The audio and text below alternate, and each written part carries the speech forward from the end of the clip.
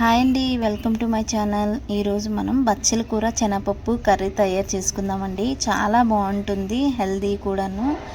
చపాతీలో రైస్లో కూడా ఈ కర్రీ చాలా బాగుంటుంది. మీరు కూడా ట్రై చేయండి. నేనైతే ఫస్ట్ ఒక 3 కట్టలు తీసుకున్నానండి బచ్చల కూర. ఆ కాడలతో సహా మనం కట్ చేసుకొని క్లీన్ చేసుకోవాలండి. చక్కగా క్లీన్ చేసుకొని అవి చక్కగా మనం వాటర్ డ్రైన్ అయిపోయిన తర్వాత మంచిగా పక్కన పెట్టుకోవాలండి. పక్కన పెట్టుకున్న తర్వాత మనమైతే ఫస్ట్ ఒక ప్యాన్ పెట్టుకోవాలి. కళాయి పెట్టుకున్న తర్వాత ఆయిల్ వేసుకొని ఆవాలు జీలకర్ర వేసుకోవాలి. దాని తర్వాత వెల్లుల్లిపాయ వేసుకోవాలండి. దాని తర్వాత ఆనియన్స్ పచ్చిమిర్చి వేసి చక్కగా ఫ్రై చేసుకోవాలండి. ఫ్రై అయిన తర్వాత నేను ఒక పెద్ద టమాటో ఒకటి తీసుకొని వేసానండి. చిన్న పీసెస్లో కట్ చేసుకుని ఈ టమాటో కూడా వేసాను. వేసిన తర్వాత కొంచెం ఫ్రై అయిన తర్వాత కొంచెం కరివేపాకు కూడా వేసుకుందాం. ఇందులోనే కరివేపాకు వేసుకున్న తర్వాత మనం మూత పెట్టి మనము మగ్గించుకోవాలి. ఒక 2 మినిట్స్ మగ్గిన తర్వాత మనం తీసేసి మళ్ళీ మిక్స్ చేయాలండి.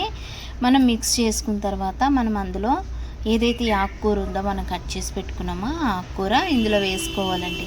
ఇది వేసుకునేటప్పుడు మనము చూసుకుంటూ దానికంటే ముందు నేను కొంచెం పసుపు వేసుకున్నానండి.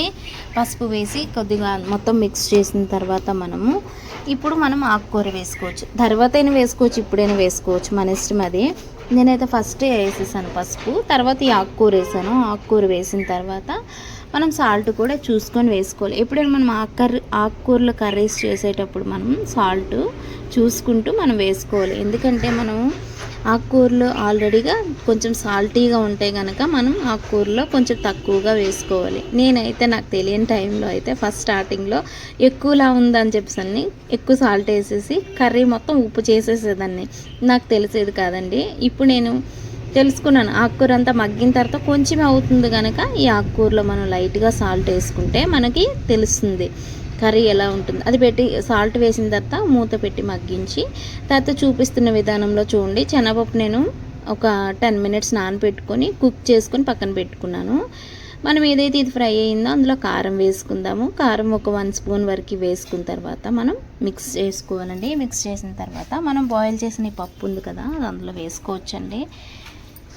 పప్పు వేసిన తర్వాత మనం మిక్స్ చేసుకోవాలి. మిక్స్ చేసుకున్న తర్వాత నేను చూపిస్తున్న విధానంలో మిక్స్ చేసిన తర్వాత ఇందులో మనం వాటర్ వేసుకోవాలి. ఈ కర్రీకి మనం ఎంత గ్రేవీ కావాలో, ఎందుకంటే శనగపప్పు కనుక దానికి ఎంత మనం వాటర్గా చేసుకున్నా కూడా థిక్గా అయిపోతుంది. ఇవన్నీ వేసిన తర్వాత మనం చక్కగా ఫ్రై వేసుకొని పసర వాసన రాదు. నేను చూపిస్తున్నట్లు చూడండి. పప్పు కూడా వేసేసాను. వేసేసిన తర్వాత పప్పు కొంచెము పలుకు మీద ఉడకపెడితే చాలా బాగుంటుంది అట్లా. ఎందుకంటే సాఫ్ట్ అయిపోయింది అనుకో మనం రెగ్యులర్గా పప్పు పాలకూర అవి చేసుకున్నట్లు అయిపోద్ది. కొంచెం కొద్దిగా కడక్ మనం చేసుకున్నాం అనుకోండి, పప్పు బాయిల్ చేసుకుంటే అది చక్కగా కర్రీలా ఉంటుంది, చాలా బాగుంటుంది. నేనైతే కర్రీకి సరిపడినంత వాటర్ కూడా వేసుకున్నాను.